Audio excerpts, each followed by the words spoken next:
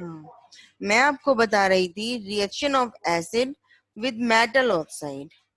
ठीक है, तो इसमें मैं आपको बता रही थी मेटल ऑक्साइड कैसे बनता है। ऑक्सीजन जो होता है उसका एटॉमिक नंबर 8 होता है। जब इसको इलेक्ट्रॉनिक कॉन्फ़िगरेशन करेंगे तो 2, पहली शेल में 2 एंड देन 6, इसको 2 इलेक्ट्रॉन्स की नीड है। तो जो भी मेटल जिसके पास सिर्फ एक इलेक्ट्रॉन अवेलेबल है वो इसके साथ 2 जुड़ेंगे। आई बात समझ में? जिसके पास 2 अवेलेबल है वो सिंगल रूप में जुड़ जाएंगे। ठीक है, ये बात समझ में आ रही है? जिसके पास 3 इलेक्ट्रॉन्स हैं उस केस में, जैसे कि एल्यूमिनियम होता है, उस केस में ये कंपाउंड बनाता है Al2O3।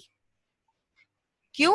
एल्यूमिनियम की वैलेंसी 3 वैलेंसी जाती है ऑक्सीजन के पास, ऑक्सीजन की होती है 2 वैलेंसी, वो जाती है एल्यूमिनियम के पास।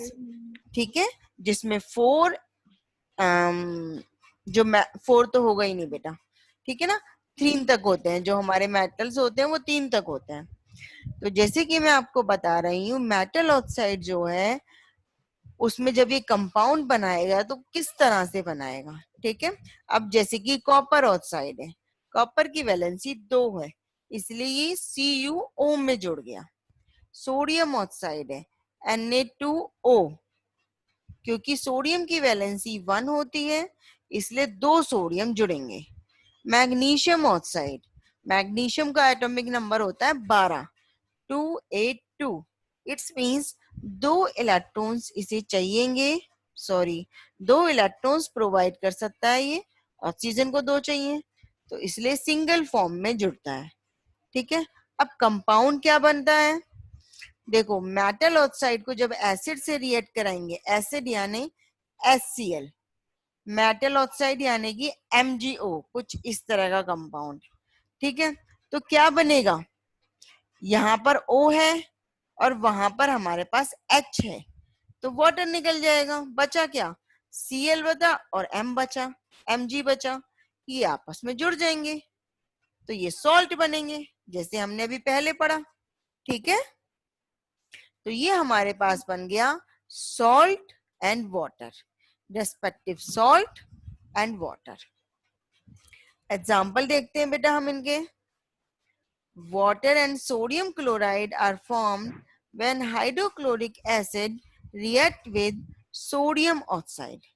देखो, सोडियम ऑक्साइड लिया, HCl लिया, वाटर निकाल दो, हाइड्रोजन एंड ऑक्सीजन, बचा क्या? Na और Cl, NaCl बनाओ, फिर इसको बैलेंस करो, होगी इक्वेशन, है ना आसान। MgO को देखो, this is magnesium oxide, HCl के साथ जोड़ना है हमें, तो वाटर निकालना है H2 एंड O, ये निकाल दो पहले। उसके बाद बचा क्या? Mg और Cl, बट जो Mg होता है उसकी वैलेंसी 2 है, तो वो 2 क्लोरीन के साथ जुड़ेगा। समझ में आ रहा है बेटा? ठीक है ना। वाटर एंड कॉपर सल्फेट, अब देखो ये फॉर्म होंगे, तो कॉपर ऑक्साइड को जब हमने सल्फ्यूरिक एसिड के साथ किया है तो H2 और O ये निकाल दो, निकल गया। हमेशा याद रखो कॉपर की वैलेंसी 2, सल्फेट की वैलेंसी 2, तो दोनों आपस में सिंगल सिंगल जोड़ेंगे, CuSO4। गॉट इट बेटा?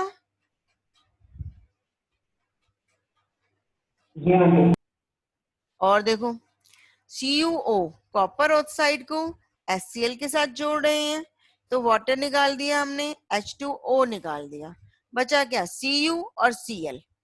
Cl की वैलेंसी सिंगल है, HCl में जुड़ा हुआ है वो सिंगल फॉर्म में, लेकिन Cu की वैलेंसी 2 है, तो क्या जुड़े बनेगा कंपाउंड?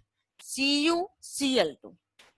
ठीक है बेटा, इन रिएक्शंस को लिख लिख के प्रैक्टिस करो, तभी ये आपकी हैबिट में आएंगी। और पेपर जो होता है वो थोड़ा स्पीड से करना होता है। ठीक है, तो आपकी जब तक हैबिट नहीं होगी फटाफट से रिएक्शन करने की, तो आपको पेपर आप स्पीड से नहीं कर पाओगे, लेंथी पेपर होता है। ठीक है, इसके बाद आता है reaction of basis with non metal oxide. अब हम क्या कर रहे हैं, बेसिस को नॉन मेटल ऑक्साइड के साथ रिएक्ट कराएंगे। नॉन मेटल ऑक्साइड जैसे कि कार्बन है, सल्फर है, उसके साथ ऑक्सीजन जुड़े जैसे कि CO2 या SO2, ये नॉन मेटल होते हैं। सल्फर भी, कार्बन भी, इनका जो कंपाउंड ऑक्साइड बनेगा वो CO2 SO2 ये बनेगा।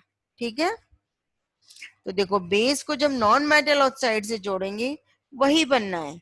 वाटर निकालो, बचता क्या है, सॉल्ट, रेस्पेक्टिव सॉल्ट। देखें जरा इसकी रिएक्शन। जो सबसे स्ट्रॉन्ग बेस होता है वो होता है NaOH और KOH। इनको हमने रिएक्ट कराया CO2 के साथ। ये थोड़ा सा आपको डिफिकल्ट लगेगा पर होता नहीं है डिफिकल्ट, ध्यान से सुनोगे तो आसान लगेगा। हमें क्या करना है, वाटर निकालना है। हमने यहाँ से वाटर निकाल दिया, बचा Na और CO। तो जो Na होता है वो CO3 के साथ जुड़ता है, ये होता है कार्बोनेट। CO3 जो है दिस इज कार्बोनेट, इसकी वैलेंसी होती है 2 नेगेटिव। ठीक है, वैसे तो हर्षित भेज देगा, नहीं तो बेटा 9th की जो NCERT की बुक है ना उसमें इन सब की वैलेंसी दे रखी है, जैसे कि CO2 की या NO की। मैंने तो एक अलग टेबल बनवाई थी, वो एक अलग चीज है, बट जैसे कार्बोनेट है, सल्फेट है, नाइट्रेट है, इनकी कितनी वैलेंसी होती है ये मैंने टेबल बच्चों को लर्न करवाई थी। तो वो 9th स्टैंडर्ड की NCERT में है। लवन्या है बुक बेटा आपके पास? नहीं मैम, है बेटा? नहीं नहीं है आपके अभी पास? नहीं। ठीक, हर्षित कर पाओगे बेटा, है आपके पास टाइम? आंटी बुक ढूंढनी पड़ेगी 2 मिनट थोड़ा। कोई बात नहीं, ढूंढना, चलो ठीक है, कोशिश करना। इन दोनों तो छुट्टियां चल रही हैं, है ना? जी आंटी। ठीक है ना, तो ढूंढना, मिल जाएगा आपको, आपका रिवाइज भी हो जाएगा साथ में। ठीक है, वो बहुत इंपॉर्टेंट है बेटा, आसानी हो जाएगी और ज्यादा आपको। ठीक है, इसी तरह से कैल्शियम ऑक्साइड, कैल्शियम जो होता है वो 2 वैलेंसी होती है, मैं पहले ही बता चुकी हूँ। ठीक है, अब ये CO2 के साथ जुड़ेगा तो ये CO3 के साथ बनेगा कंपाउंड। वाटर निकाल दो पहले, और CO3 जो है वो 2 नेगेटिव होता है, कैल्शियम 2 पॉजिटिव होता है, इसलिए सिंगल सिंगल जोड़ेंगे, कैल्शियम कार्बोनेट। CO3 को हम कार्बोनेट बोलते हैं। ठीक है,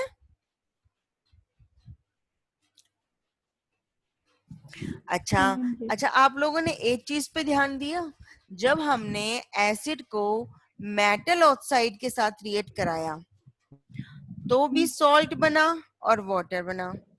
ऐसे ही बेस को जब हमने नॉन मेटल ऑक्साइड के साथ रिएक्ट कराया तो भी सॉल्ट बना और वाटर बना। वाटर। लेकिन सॉल्ट और वाटर कब बनता था, जब हम एसिड और बेस को आपस में रिएक्ट कराते थे तो वो न्यूट्रलाइज होके सॉल्ट एंड वाटर बनाते थे। इसका मतलब जब हमने एसिड को मेटल ऑक्साइड के साथ रिएक्ट कराया, इसका मतलब क्या हुआ, मेटल ऑक्साइड जो है वो एक टाइप का बेस है, उसकी जो कैरेक्टरिस्टिक्स है वो बेसिक है। बात समझ में आ रही है मैं क्या कहना चाह रही हूँ? जी आंटी। उनकी जो पीएच वैल्यू आएगी वो 7 to 14 के बीच में आएगी मेटल ऑक्साइड की। ठीक है, ऐसे ही बेस को जब हमने नॉन मेटल ऑक्साइड के साथ रिएक्शन कराया तब भी वो न्यूट्रलाइज हो गया, सॉल्ट एंड वाटर बन गया। इसका मतलब नॉन मेटल ऑक्साइड जो है, सल्फेट है या कार्बन सॉरी सल्फर डाइऑक्साइड है या कार्बन डाइऑक्साइड है, ये एसिडिक नेचर रखते हैं। ठीक है, आई बात समझ में? इनका जो नेचर है वो एसिडिक है, तभी ये बेस के साथ बैलेंस होके जी आंटी। इन्होंने सॉल्ट एंड वाटर बनाया। ठीक है, अच्छा इसको तो याद करने का मैं तरीका बताती हूँ। नॉन मेटल ऑक्साइड जैसे CO2 है या SO2 है, ये एसिडिक कैरेक्टर रखते हैं। आप लोगों ने एसिड रेन सुनी है ना, हम पढ़ेंगे भी इसी चैप्टर में। एसिड रेन क्या होती है? नॉर्मल रेन के अंदर यही सारी गैसेस CO2, SO2 और गैसेस ये सारी इस तरह की जब मिल जाती हैं तो ये एसिड रेन बनाती हैं। क्यों? क्योंकि कैरेक्टरिस्टिक्स जो है CO2 की या SO2 की ये एसिडिक होती है। ठीक है,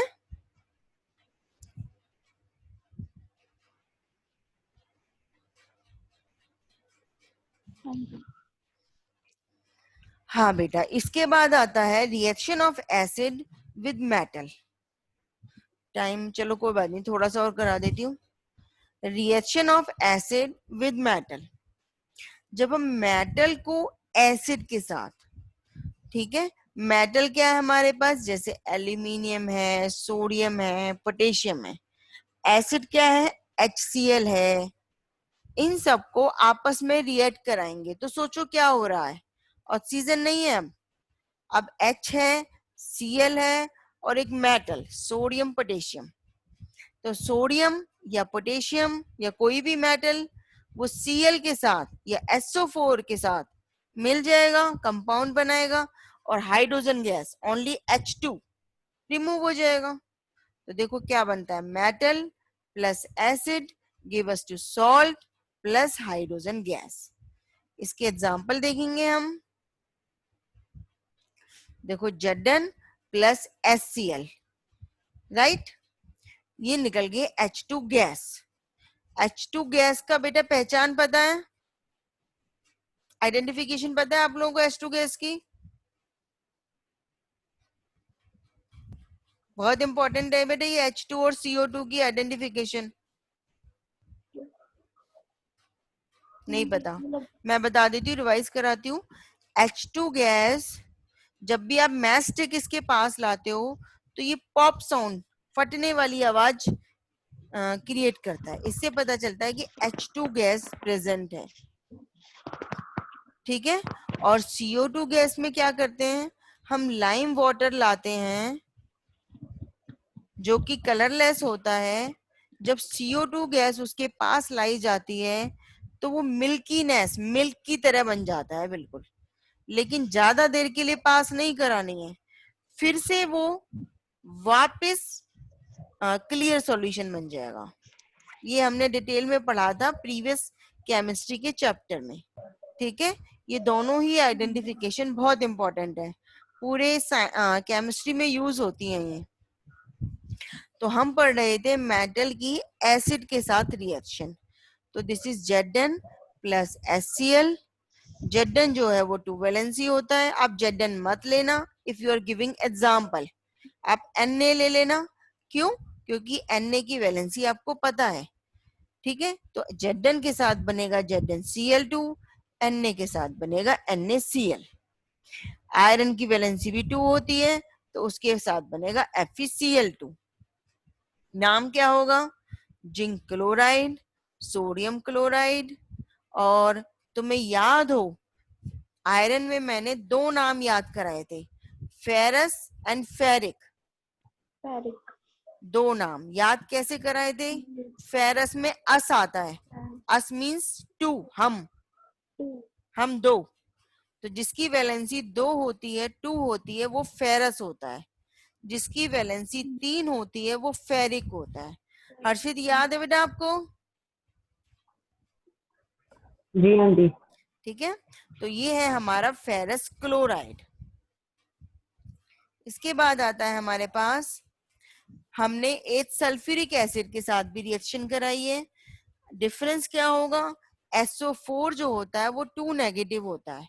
तो जिस मेटल की वैलेंसी 1 है वो 2 जुड़ेंगे, जिसकी वैलेंसी 2 है वो सिंगल जुड़ेगा। जैसे Zn है तो ZnSO4, सोडियम होता, पोटेशियम होता तो क्या बन जाता? Na2 या K2SO4। ठीक है, साथ में हाइड्रोजन गैस। ओके, इन सब से हमने क्या रिजल्ट निकाला? ये Zn है या सोडियम है या आयरन है या जिंक है या कॉपर है या एल्यूमिनियम है, ये सारे मेटल हैं। और एसिड को कभी भी तुम यदि मेटल के अंदर रखते हो तो वो रिएक्ट कर देगा और हाइड्रोजन गैस निकाल देगा, रिलीज करेगा।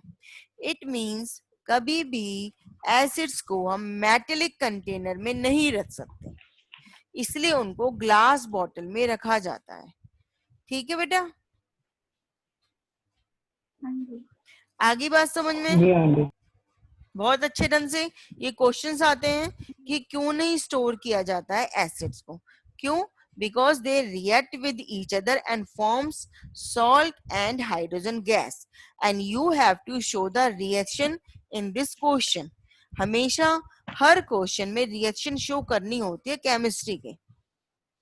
ठीक है, हाँ जी। तो बेटा आज के लिए इतना ही बहुत है। आप लोगों ने स्क्रीनशॉट ले लिया है? हाँ जी। जी आंटी।